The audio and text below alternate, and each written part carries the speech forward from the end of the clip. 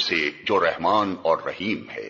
النحل نام آیت 68 کے فقرے و اوحا ربک الی النحل سے ماخوذ ہے۔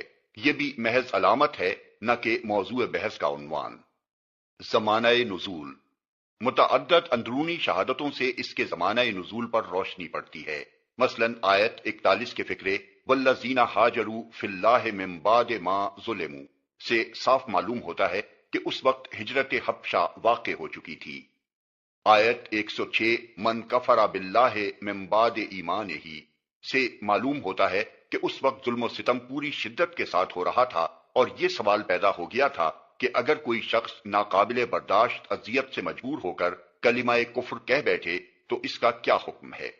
آیات 112 تا 114 وَضَرَبَ اللَّهُ مَثَلًا قَرْيَةً سے لے کر ان کنتم ایاہ تعبدون کا صاف اشارہ اس طرف ہے کہ نبی صلی اللہ علیہ وسلم کی بعثت کے بعد مکے میں جو زبردست قحط رونما ہوا تھا وہ اس سورے کے نزول کے وقت ختم ہو چکا تھا۔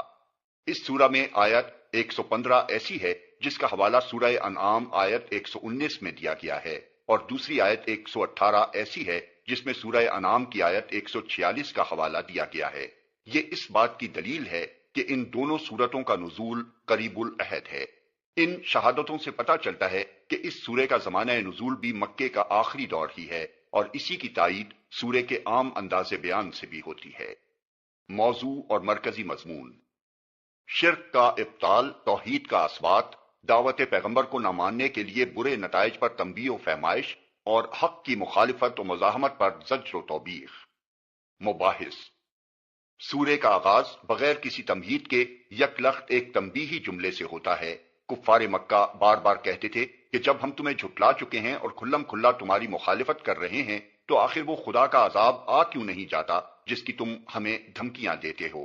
اس بات کو وہ بالکل تکیہ کلام کی طرح اس لیے دہراتے تھے کہ ان کے نزدیک یہ محمد صلی اللہ علیہ وسلم کے پیغمبر نہ ہونے کا سب سے زیادہ صریح ثبوت تھا۔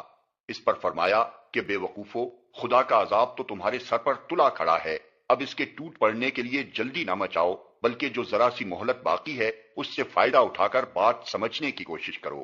اس کے بعد فوراً تفہیم کی تقریر شروع ہو جاتی ہے اور حسب ذیل مضامین بار بار یکے بعد دیگرے سامنے آنے شروع ہوتے ہیں۔ ایک، دل لگتے دلائل اور آفاق و انفس کے آثار کی کھلی کھلی شہادتوں سے سمجھایا جاتا ہے کہ شرک باطل ہے اور توحید ہی حق ہے۔ دو، منکرین کے اعتراضات، شکوک، حجتوں اور ہیلوں کا ایک ایک کر کے جواب دیا جاتا ہے۔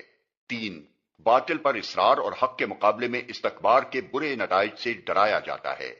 چار، ان اخلاقی اور عملی تغیرات کو مجمل مگر دل نشین انداز سے بیان کیا جاتا ہے جو محمد صلی اللہ علیہ وسلم کا لایا ہوا دین انسانی زندگی میں لانا چاہتا ہے، اور اس سلسلے میں مشرکین کو بتایا جاتا ہے کہ خدا کو رب ماننا جس کا انہیں دعویٰ تھا محض خالی خلی مان لینا ہی نہیں ہے بلکہ اپنے کچھ تقاضے بھی رکھتا ہے جو عقائد، اخلاق اور عملی زندگی میں نمودار ہونے چاہیے۔ پانچ، نبی صلی اللہ علیہ وسلم اور آپ کے ساتھیوں کی ڈھارس بندھائی جاتی ہے اور ساتھ ساتھ یہ بھی بتایا جاتا ہے کہ کفار کی مزاحمتوں اور جفاکاریوں کے مقابلے میں ان کا رویہ کیا ہونا چاہیے۔ Like, share and subscribe for more videos.